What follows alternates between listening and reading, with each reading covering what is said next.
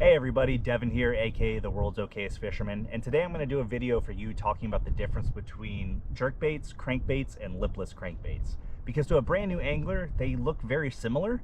However, they are meant to be fished at different times using different techniques, and I'm going to talk about that a little bit today, about what makes them similar, what makes them different, when you should use one versus another. So stick around.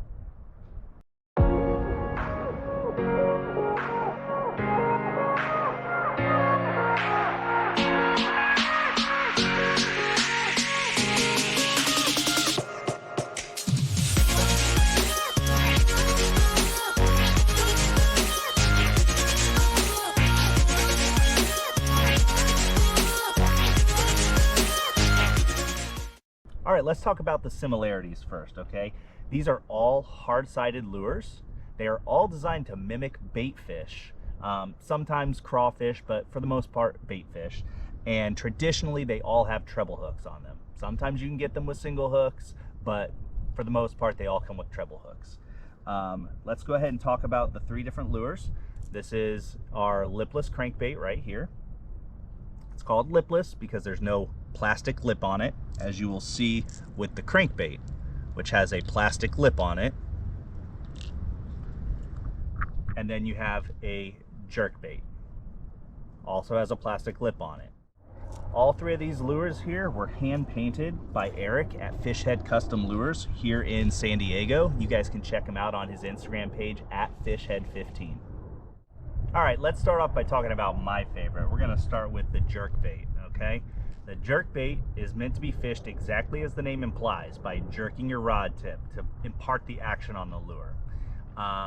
What you do is you cast it out, you retrieve just a little bit, and then what you're gonna do is you're gonna jerk or pop your rod tip. 1, 2, 3 times, doesn't matter, rapid succession. How hard you pop determines how the lure is going to maneuver, but when you're cranking the lure back to you, it does a very tight wobble, and then when you pop that rod tip, it's going to dart off one way or the other, okay? So you're meant to reel it back a little bit, give a couple good pops, and then just pause and let the lure sit there. What it's doing is it looks like a dying or injured bait fish. Sometimes the strike will come on the pause. When you just let it sit there, a bass might think, oh, it's injured, it's not moving, I'm gonna get it. Other times, it's right when you do a pop right after a pause that looks like that bait fish is trying to get away, and a bass will be triggered to strike. These lures come in different sizes. The way they are named is, this is a 110. They are named things like 110, 100, 90, and that's in millimeter length. So this is a 110 millimeter lure, +1. It's called a +1 because it has 3 hooks. 1, 2, 3. Okay, so the +1 is the third hook. This lure here is also a 110 +1 because it's got the 3 hooks. But as you can see, this plastic bill on the front is actually much larger. That's because this is a Rapala Shadow Wrap Deep. It is designed to go to a deeper depth than this one is. Then you have like a 90. So as you can see, this only has 2 hooks and it's a little bit shorter, but this is a 90. It has a short bill. This is very shallow. This is my absolute favorite jerkbait right here in this exact color. This is a Rapala Shadow Wrap Shad. So this one's my favorite. And then you have like this one, you can see the body shape is a little bit different. It's a little bit wider. It's got a little bit more of a curve to it. This is what's known as a slash bait by Rapala, an X-Wrap. Again, long bill, meant to go to deeper depths. They all have usually some kind of rattle in them, if you can hear it. They can be silent. You can get them without that.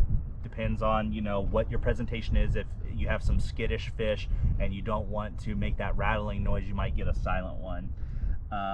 And then jerkbaits are usually either floating, suspending, or sinking, and that is what happens when you when it hits the water. So a floating jerkbait obviously will float to the top of the water. A suspending one, when you crank it down and you're popping it, it will sit at the depth that it was at, and then a sinking one will sink afterwards.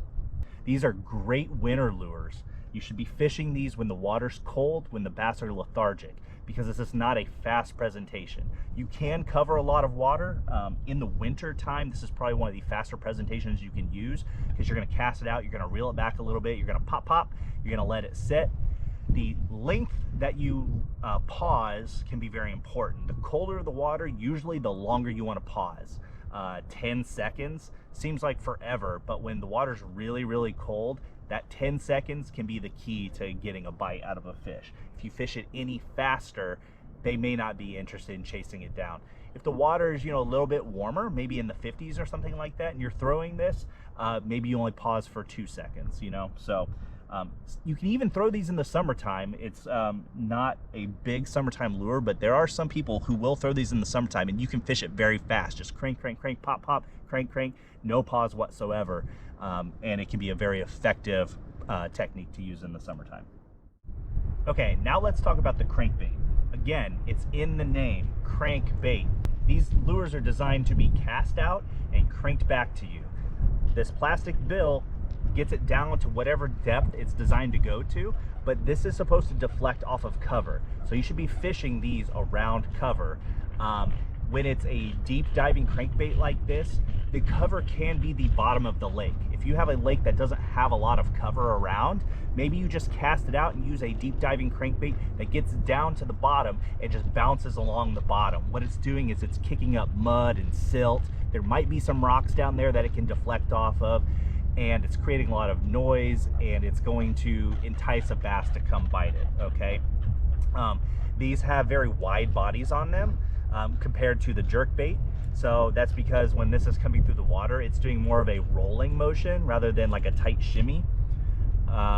These are very active baits. They're designed to be constantly moving. You can pause them sometimes, kind of like a jerkbait. You can try and fish them a little bit like a jerkbait, but overall, you are supposed to cast these out and crank them back. So because they are an active bait, these are best fished during the warmer months, starting probably in the springtime, right around the spawn, into the summer. That's when these are good, because the bass are active. They're going to be chasing after bait fish and stuff like that. So that's when you should be fishing crankbaits. Again, the bigger the bill, the deeper they go. This right here is what's known as a square bill. These typically only dive down to about 3 to 5 feet. They have a square shaped bill. That's how you know it's a square bill. Again, deflect off cover. Fish it around sunken trees and things like that. You're gonna lose a lot of these. These treble hooks love to get hooked up in trees and things like that. You're gonna lose a lot, but that's where you should be fishing.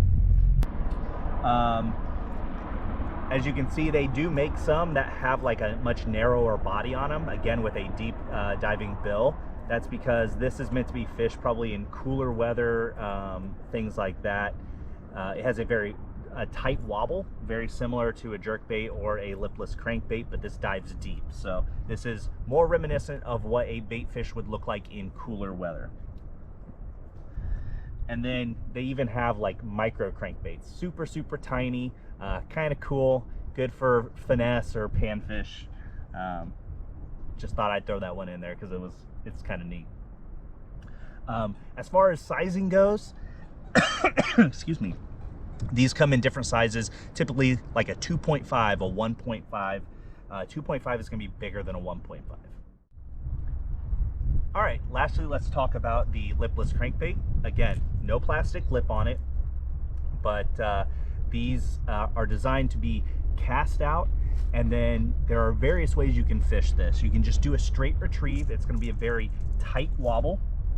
Or you can do like a yo-yo. You're gonna cast it out, you're gonna let it sink all the way down to the bottom, and then you're gonna pop your rod tip, and it's going to swim up off the bottom, and then fall back down, and then swim up off the bottom and fall down. That's typically how I fish these.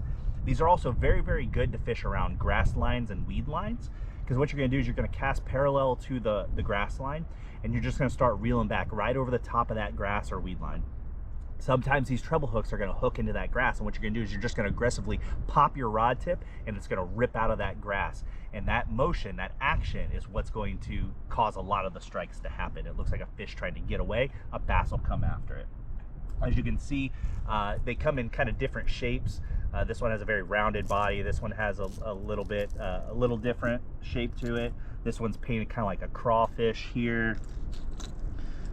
This is a red eye, painted like a threadfin shad.